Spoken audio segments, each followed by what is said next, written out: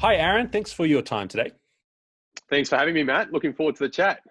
Hey, it's really cool that you came on because I think council elections are something that we really don't understand. Because if you think about, we think about state and federal, and we get all of that, but you guys get almost no airtime. And so, what we wanted to do on today's show is to really educate everyone on what the importance of councils are. And I think people are interested. If you look at Queensland and Victoria right now, we're all suddenly taking an interest into politics. Even my wife, who hates it, she sits there riveted now listening to political stuff. So, I think it's an interesting one, isn't it? That I think in times of crisis, people really start to take an interest in politics because, so many of those decisions can impact our lives. They can impact our small businesses. I'm a small business owner myself, and you look to those leaders to know, what sort of support are we going to get? How do we get the economy going? After restrictions ease, what does my future hold?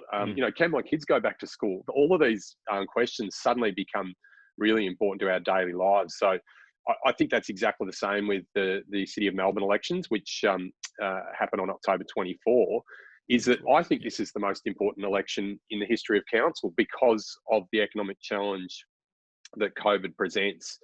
People's livelihoods are literally on the line. So I think there has to be a really strong interest in politics at times of crisis.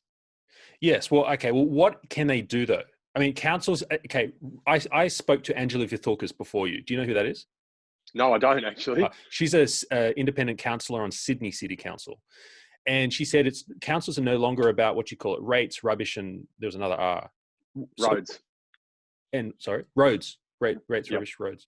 So what do you guys do besides fix the potholes and charge me rates, thank you, and collect my rubbish?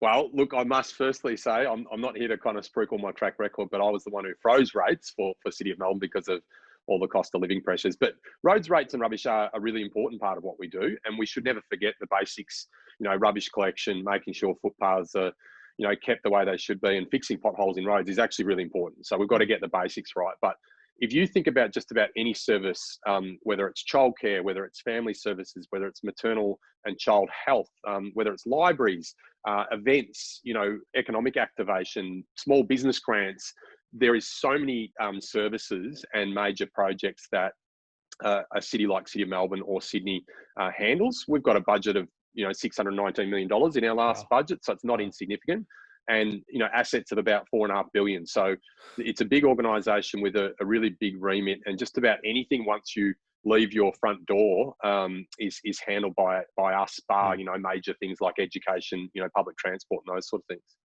Yeah. So, okay. What does it mean specifically, our vote this time? Well, first of all, who's voting? So you are currently the Deputy Lord Mayor of Melbourne, and you're trying to get an upgrade, right, to be the Mayor of Melbourne. That's exactly right. You cover around the Melbourne CBD. How big's that?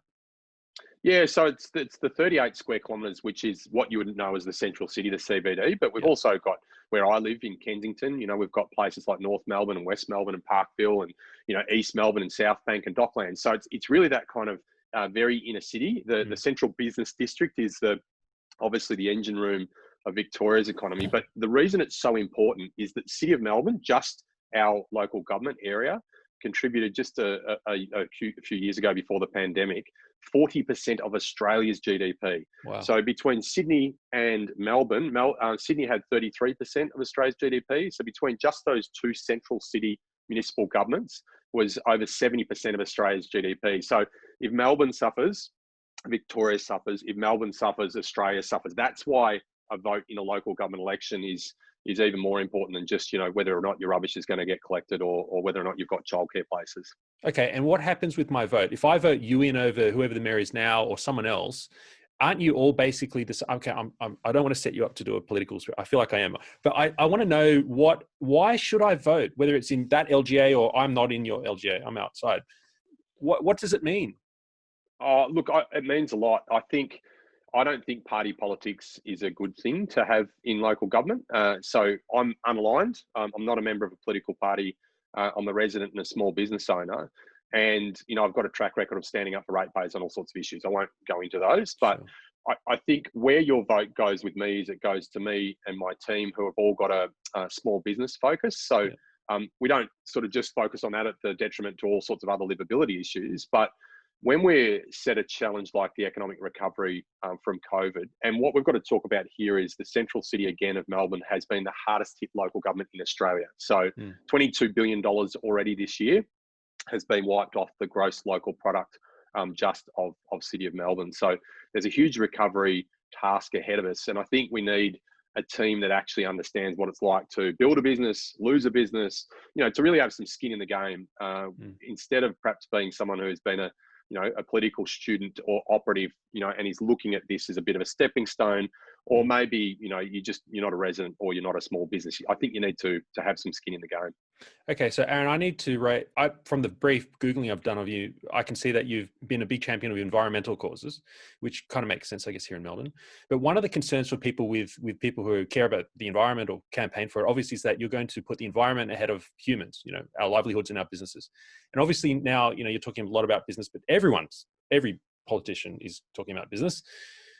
How do we know that it's not going to be change after an election? And I'm not just talking about you, I'm talking about every other LGA. All of you guys are now campaigning for our vote. How do we know who you will answer to afterwards, where your pressure will come from? Yeah, I think this is the difficult thing, isn't it? That politicians make promises and then they don't necessarily deliver on them. So my track record again speaks for itself. 8 years in local government, but I didn't come from politics. I came from small business. And, when I say I'm going to do something, I deliver it. And again, history speaks for itself there. I'm not over promising here. All the election platforms that I'm running on are very manageable. I'm the chair of finance and governance at the moment at the city. So I understand how the budgets work, for example. I understand what, regulatory powers we have. And that's not a lot. Like the Lord Mayor's role in a big city government like Melbourne is really about bringing, the best parts of the city together, whether it's industry or business or residents, and then helping them so that those ideas flourish. You don't have a lot of executive levers like, a local government in America, for example. You're not the state government, you're not the federal government. So that's a really important thing, I think, is to be realistic about what you can achieve as Lord Mayor. You can achieve a lot, but you shouldn't overpromise and underdeliver. Okay. Look, I think people are ready for a change of some description. So you might get a bit of a sympathy vote. Just people want that to happen. So look, good luck with it. I assume it's compulsory for all of us to vote. It is, Matt. Unfortunately, in this great democracy of Australia, you do get a fine if you don't vote. And look, again, I just want to stress that this is, I think, the most important election we've ever faced. It's great in our democracy that we have a vote. Make sure you vote, the team that you want to lead us out of this economic challenge. Yeah, look, if everyone wants to get information on Aaron Wood, he's all over the place on social. He's got a whole team, LinkedIn. He's very active on LinkedIn. That's how I found him. He's very sympathetic and empathetic on LinkedIn. Really cool guy. But hey, I want to ask this, actually, I forgot. Why are you doing it? Because this is I'm playing devil's advocate here. Like, I'm trying to be suspicious of you, Why are you doing this? Because is it a full-time job, or are you still running your own business right now? I'm still running my own business right now, but the Lord Mayor role is a full-time job. So you're about to give up. You're about to switch into that. Why? I just think for me, the biggest thing is I've got a business every hour that reaches out who's just going to the wall. They're on their knees. They're bleeding. That's not overstating what's going on. There's people in tears. Yeah. Their livelihoods are going up in smoke.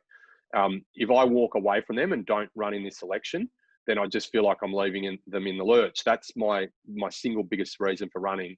But I think the other big part of this is that I think if we can revive Melbourne, we revive Victoria, we revive Australia. So I think the challenge that is facing us is huge. But what an opportunity to play a role in Melbourne's recovery. That excites me. Okay. All right, everyone, get out there and vote because you have to. But find out information about your candidates in your LGA, in your local government area, and make an informed decision. And have as many of these conversations as you can if you can get a hold of their team. And Aaron Wood, thank you very much. I hope it goes well for you, and I hope that you stay true to what you're telling me and you become one of our champions and advocates if you get in. Thanks, Matt. Great to chat. Thanks, Aaron.